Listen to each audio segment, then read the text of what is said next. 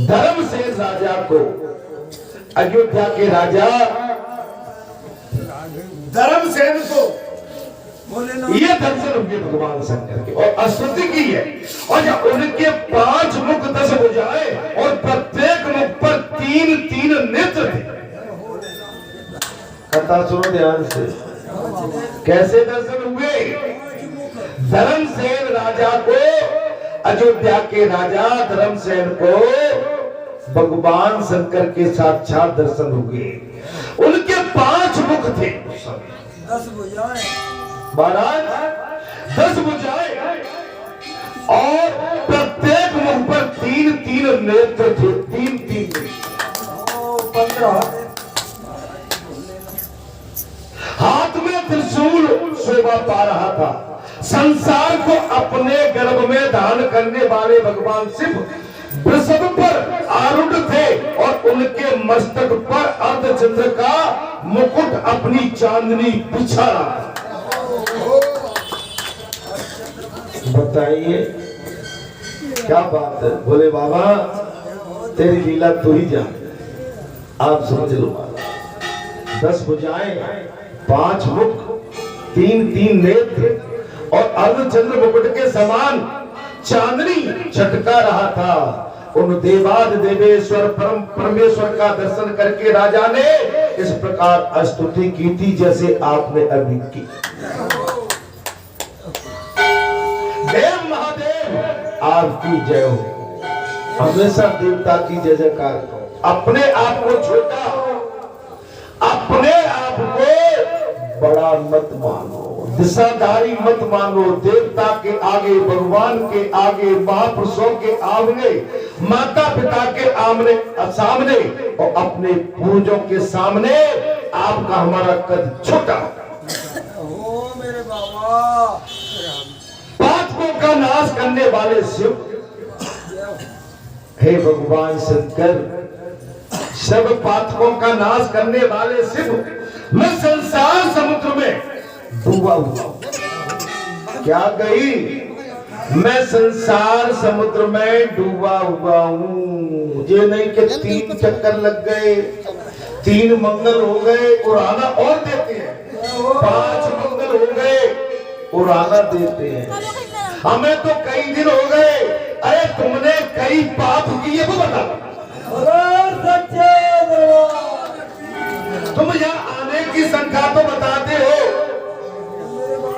लेकिन तुमने हमने पाप कितने किए वो बता।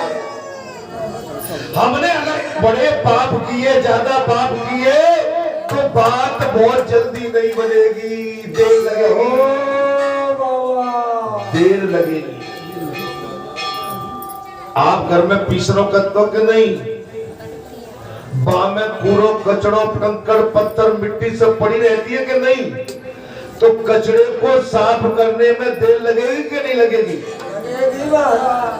तो एक नाज घर का ऐसा भी होता है कि वो बिल्कुल साफ होता है, लेकिन हमारी माताएं फिर भी सूप में डाल के बोले नेक फटक देती है, तो वो नेक में ही साफ है जाता है, ताकि संग संसार का कचरा कम लगा है, वो जल्दी साफ हो जाएगा। और जिसके साथ संसार का कचरा भरा पड़ा है, तो निकायबे में, बीनबे में देर लगेगी भैया। हमारी माता बड़ी बात जानती है। छलना में, चलनी में, सूप में, गचर पचर में, धीरे धीरे निकाल के, बिना के, ए मोड़ी, ए मैयो, ए दीदी थक गए आप तो, राम जाने इतना कचरा दर हो जाओ। अब कचरे को ऐसे ही हमारा संसार का कचरा कितना लगा। अच्छा कहेंगे साहब 3 परिक्रमा तो कर ली, तो तुमने एहसान तो नहीं कर दिया ना मेरे भाई। हमारी गंदगी कितनी थी वो सब करो। देखिए देवाद देव महादेव आपकी जय हो। महापापों का नाश करने वाले शिव धर्मसेन राजा कह रहे हैं, मां पापों का विनाश करने वाले शिव, मैं संसार समुद्र में डूबा। जब कोई बात कहता है क्या, बस जल्दी इलाज कर दो, डॉक्टर पे पहुंचे नहीं, डॉक्टर इंजेक्शन लगा दे, हमारा बुखार तुरंत उतार दे, लेकिन बुखार भी धीरे धीरे उतर। सांप चढ़ी है, अगर पैर में कील लगी है और कील बड़ी देर में निकलेगी। अच्छा, बुखार भी धीरे से उतरता है, धीरे धीरे। ऐसे ही संसार का बुखार धीरे धीरे उतरता है। आप इस समय मेरा उद्धार कीजिए। साहब कह दिया, जबकि भगवान के दर्शन हो गए, सब कुछ हो गया, प्रभु मैं आपकी शरण में हूं, आप मेरा उद्धार कीजिए। मैं संसार के समुद्र सागर में डूबा। क्या है महाराज? मैं संसार के समुद्र सागर में डूबा। तब महादेव जी बोल पड़े। कथा में आनंद आ रहा है? आ रहा हो तो बोलो, नहीं तो शांत रहे। अरे महाराज यार, अच्छा तो सुन लो महाराज।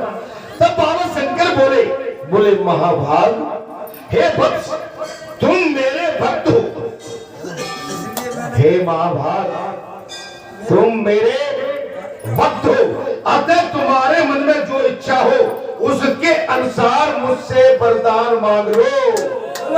बालाजी महाराज की जय। तुम बालाजी के भगत हो पक्के, तो आज मैं भी व्यासपीठ से कहता हूँ वरदान मांग लो। तुम बालाजी महाराज, तुम्हारा कल्याण होने में देर नहीं लगेगी।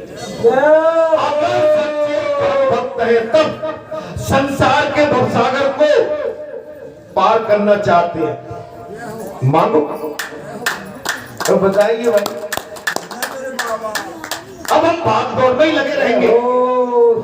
रात में कपड़े तो बिछाए हमने, लेकिन चदरा बदला, कभी तकिया हटाई, कभी ब्लैंकेट डाला, कभी फिर आड़े हुए, कब तुम सोओगे कब फिर। रात भर चदरा बदलोगे, पिलो बदलोगे, ब्लैंकेट बदलोगे, तो नींद कब लोगे? रात निकल गई और नींद नहीं आई, तो तुमने ये भी अपराध कर लिया। महाराज महादेव जी बोले महाभाग, तुम मेरे परम भक्त हो,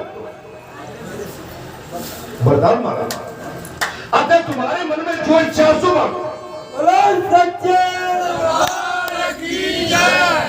उसके अनुसार पर मांगो, मैं तुम्हें अवश्य दूंगा। और समर्थ हो नहीं, बोले मैं तुम्हें अवश्य। तब राजा ने कहा, हे महादेव, हे देव, यदि आप मुझ पर प्रसन्न है तो मुझे अपने साथ रहने वाले सेवक बना लो।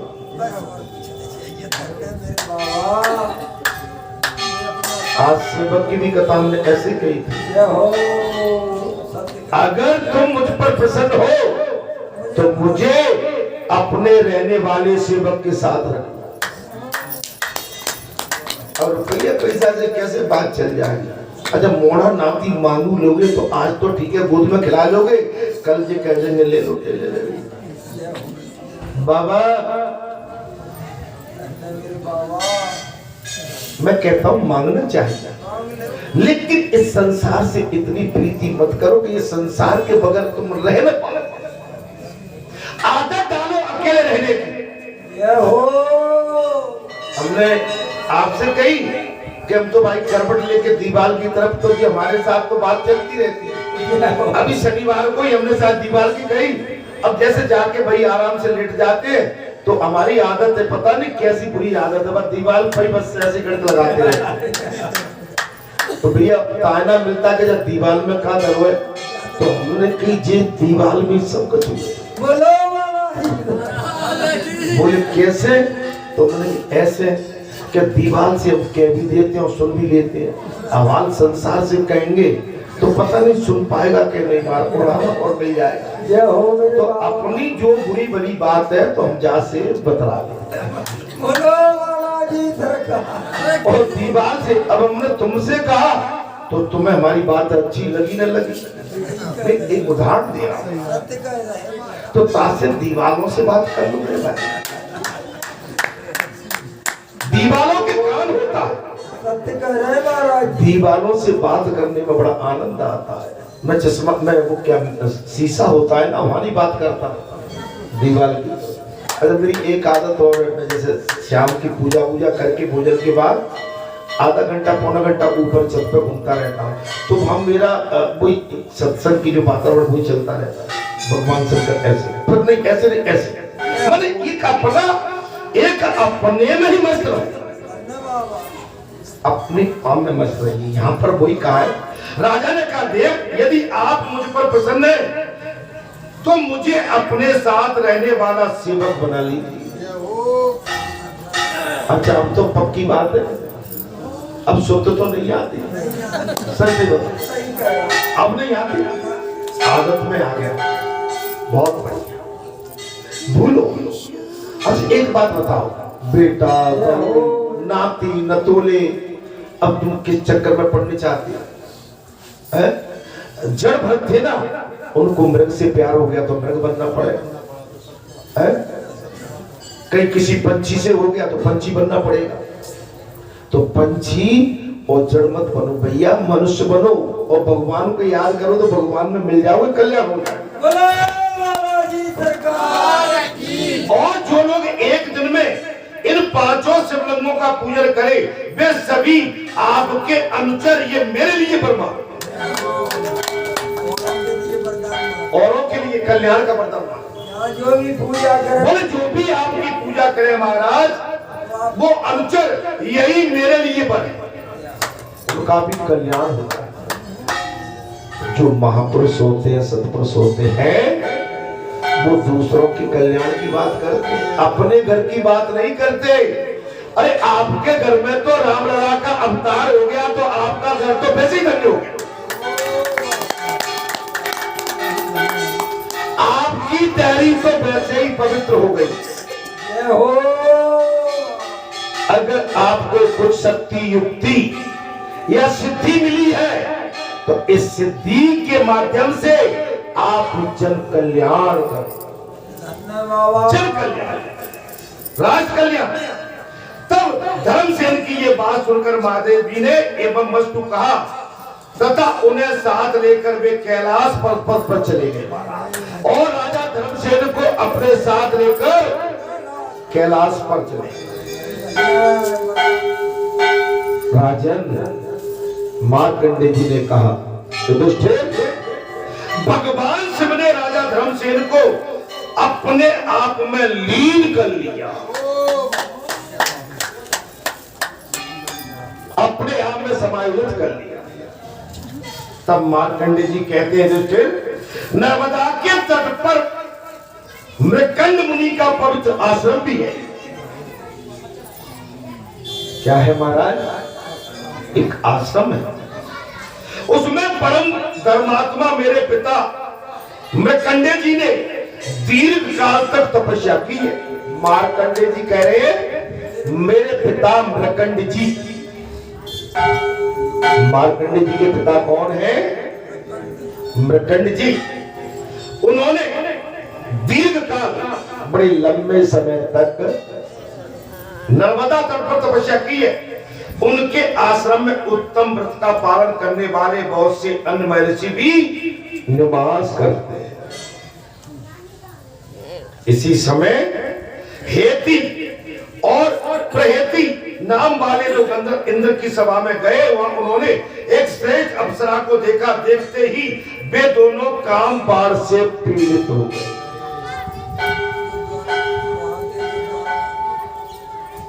का कथा आज लंबी वाला, यहाँ तपस्या को आए हैं। यहाँ क्या है?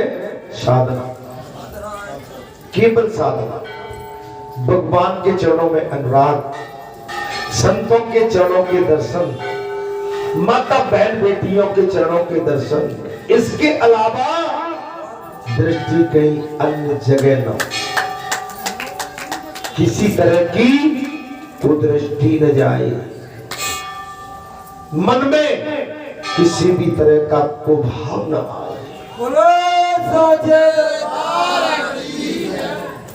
देखते देखते महाराज गंधर्व की इंद्र सभा में गए। वहां उन्होंने एक श्रेष्ठ अप्सरा को देखा, देखते देखते ही वे दोनों काम बाढ़ से पीड़ित हो गए।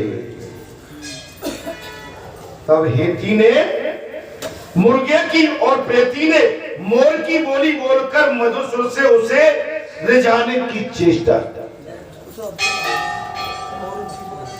समझ लेना, जहां हम चालाकी बरतेंगे, आप इस झुंड को देख के अपनी मोर की वाणी या मयूर की वाणी या तुझे की वाणी क्षण भर तो कह सकते हो, लेकिन लंबे टाइम तक नहीं कह सकते। लुभाने के लिए क्या ये झुंड की कोकिलाएं हमारी वाणी को सुन के, हमारे अटपटे चटपटे वाणी को सुन के जे लोल भाई न हो जाएगा? नहीं, पाप लग जाएगा, पाप लग जाएगा। ये बात यहाँ पर वही आ गई महाराज। बोले हेती ने तो मुर्गे की आवाज निकाली और प्रेहती ने मोर की बोली बोलकर मधुर उससे जाने की कोशिश की। किसको? अप्सरा। कथा सीधी लग रही है, ठोक के बाद उनका ये अभिप्राय जानकर देवराज इंद्र ने उन्हें साफ दे दिया, अरे तुम दोनों वास्तव में मुर्गा और मोरी हो जाओ। दे दिया था।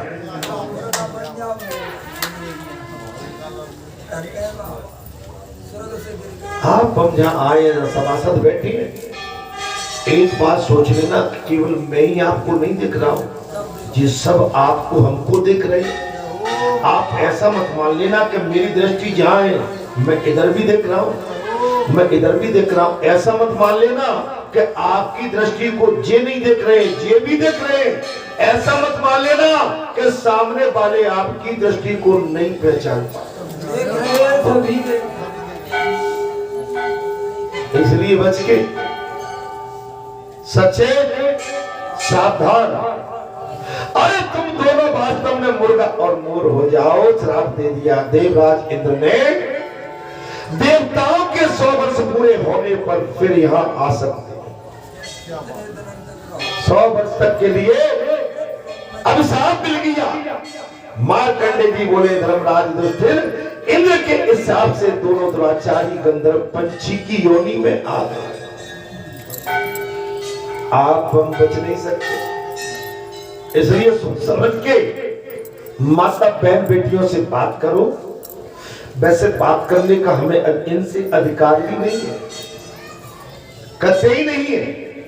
ये माता बहन बेटी, ये छोटी बेटी है, ये किसी पिता और माँ की अमानत है, और जो मेरी ब्याही से आई माता बेटी है, ये पराया किसी दूसरे की अमानत है। और किसी दूसरे की अमानत में खमानत करना महापाप है।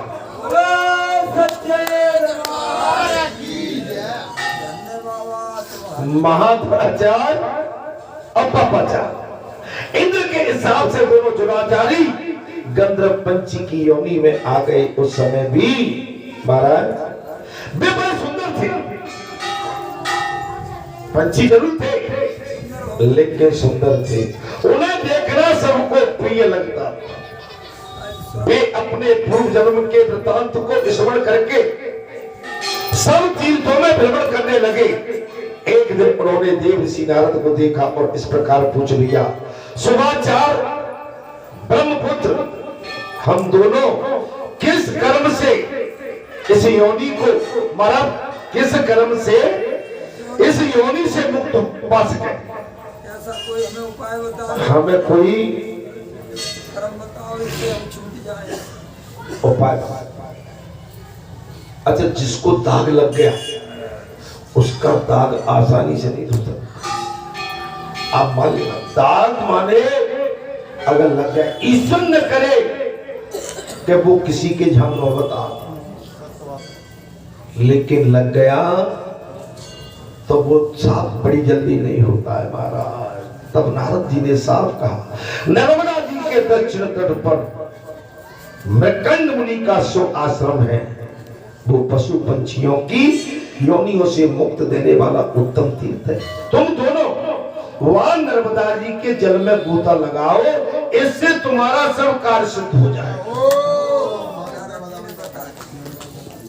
मृकंड जी का आश्रम है, आप वहां जाइए, वो पंछियों के लिए उत्तम स्थान है। और वहां जाकर आप उसमें गोता लगाओ, तुम्हारा कार्य सिद्ध हो जाएगा। नारद जी ने बता दिया। तदंतर हेती और प्रेती दोनों उस तीर्थ में स्नान करके पूर्व व्रत दिव्यधारी हो गए, गंधर्व हो गए। और विधि पूर्वक स्नान करके उन्होंने सदाशिव देव का ध्यान किया और कुछ काल तक ध्यान में ही स्थित रहे। इसी समय पाताल से सैकड़ों सूर्य के समान प्रकाशवान दो शिवलिंग वहां प्रकट हो गए। तपस्या करना पड़ेगी। मंगलवार, शनिवार, हर दिन 3 घंटा, और मंगल शनिवार को कम से कम 5, 6, 8 घंटे आपको तपस्या करना। हर दिन कम से कम 3 घंटे तो आपको साधना में रहना पड़ेगा। 3 घंटे। ये तो मेरा भाव है। आप 3 सेकंड 3 मिनट भी आपका भाव है, लेकिन आपकी दिनचर्या 3 घंटे पूरी होती है। अगर सही दिनचर्या में आप सेट है तो प्रातः काल जब से आप उठते हैं तब से आप दिया बत्ती, धूप बत्ती, साधना, स्नान, ध्यान और बिल्कुल आरती अगरबत्ती से 3 घंटे में निवृत्त हो पाए। बोलो सच्चे दरबार की। ये तो मेरा अपना सोचना है, मेरा सोचना मेरे लिए, आपके लिए थोप नहीं रहा है, बाकी आपके ऊपर इतना करते हैं। और मंगलवार को तो आप 3 बजे से लगे हैं और 3 से 11:15 हो गए। कितने हो गए महाराज? 3 और 5 8 घंटे तो हो चुके हैं। ठीक है, तो ये कोई हम ऐसा नहीं कर रहे बगैर तपस्या, बगैर तप के, बगैर वैराग्य के, बगैर भजन के, बगैर कीर्तन के, समर्पित भाव के आपका हमारा कल्याण नहीं हो सकता है। अर्थात महाराज तुम दोनों तदंतर हेती और प्रेती दोनों उस तीर्थ में जाए और उनकी काया पलट हो गई महाराज। इसी समय पाताल से सैकड़ों सूर्य के समान प्रकाशवान 2 शिवलिंग प्रकट हो गए। एक का कुकुटेश्वर और दूसरे का मयूरेश्वर। उनके नाम से दोनों शिवलिंग प्रकट हो गए। दोनों गंधर्व विमान पर बैठकर इंद्रलोक को चले गए। उस तीर्थ में स्नान करके राजन, जो मार्कंडे जी कहते हैं, हे राजन, उसमें स्नान करके मनुष्य फिर संसार में जन्म नहीं लेता। स्नान के पश्चात वहां तिल और जल से तर्पण करने वाले पितरों का उत्तम गति को प्राप्त होते हैं। हे धर्मराज युधिष्ठिर, मार्कंडे जी ने कहा, जो वहां मृत्यु को प्राप्त होता है फिर वो इस घोर संसार सागर में लौटकर नहीं आता है। तत्पश्चात मार्कंडे जी बोले, धर्मराज युधिष्ठिर, चंद्रवती और नर्मदा के संगम में उत्तम तीर्थ है ना, उनकी यात्रा करें। वहां चंद्रेश्वर, सिद्धेश्वर और घंटेश्वर तथा महेश्वर, ये 4 सिद्धलिंग हैं। और तदंतर अवस्थीर्थ और वृषसेन तीर्थ और हिमगिरी तीर्थ और शुक्ल तीर्थ, उनमें आगे रामेश्वर तीर्थ की यात्रा करें। और सब पापों का नाश करने वाले राजन नर्मदा के तट पर रामेश्वर तीर्थ मां पातकों का भी नाश करने वाले, वह स्नान करके करने वाला मनुष्य फिर संसार में जन्म नहीं लेता। पितरों के लिए वह विधि पूर्वक तिलोदक एवं पिंडदान करना चाहिए। इससे पितरों का परम गति होती है। इससे आगे उत्तम हाड़ी तीर्थ है, वहां सिद्धलिंग हरणेश्वर और धुलेश्वर, बाणेश्वर तथा लुप्तकेश्वर, इन सब की पूजा करके मनुष्य शिवलोक में चला जाता है। आगे की कथा में थोड़ी देर बात करूंगा। जब तक भजन करें, थोड़ा कीर्तन करिए, थोड़ा भजन करिए।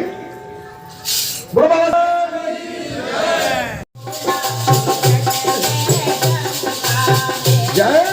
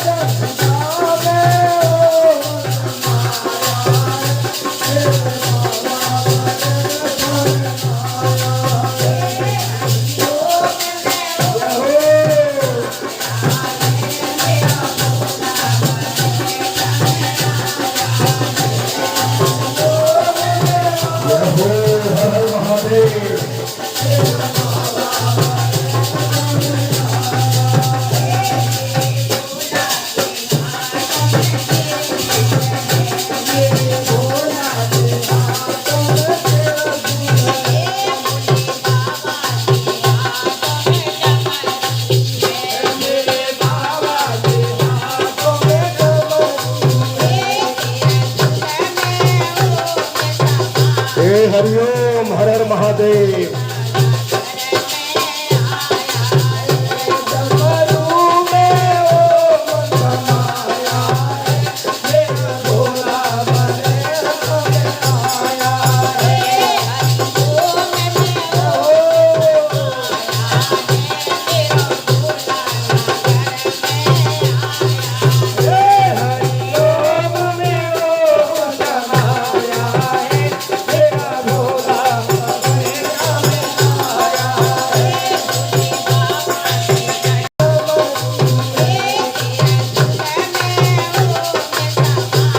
हरिओम, हर हर महादेव।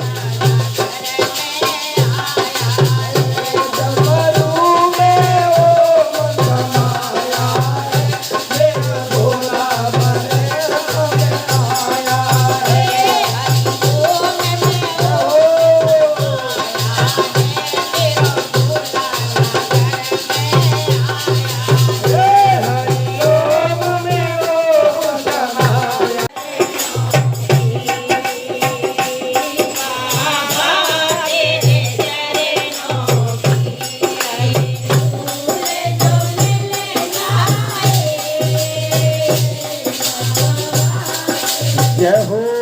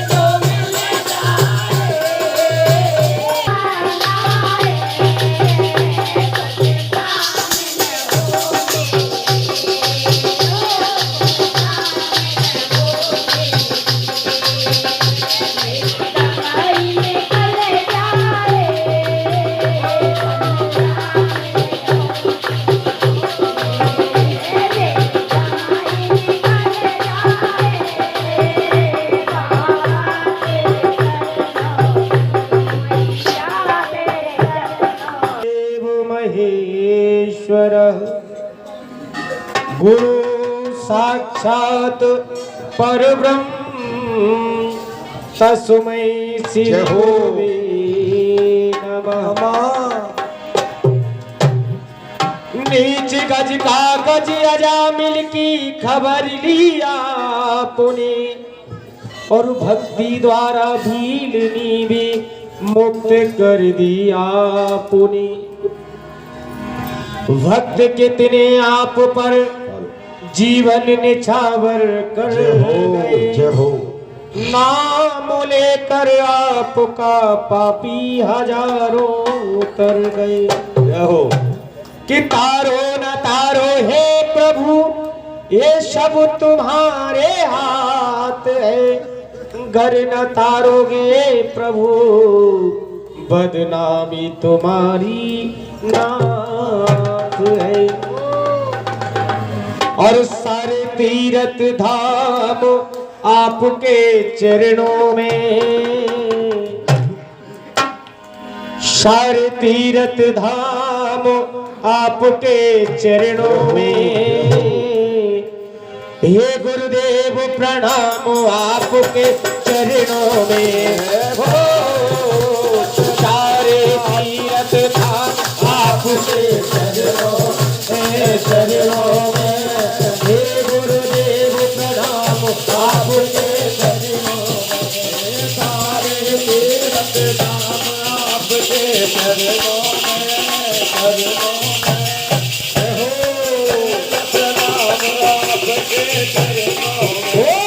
सारे तीरथ धाम आपके चरणों में हे गुरु ब्रह्मा हे गुरु विष्णु हे गुरु ब्रह्मा हे गुरु विष्णु हे सत्तर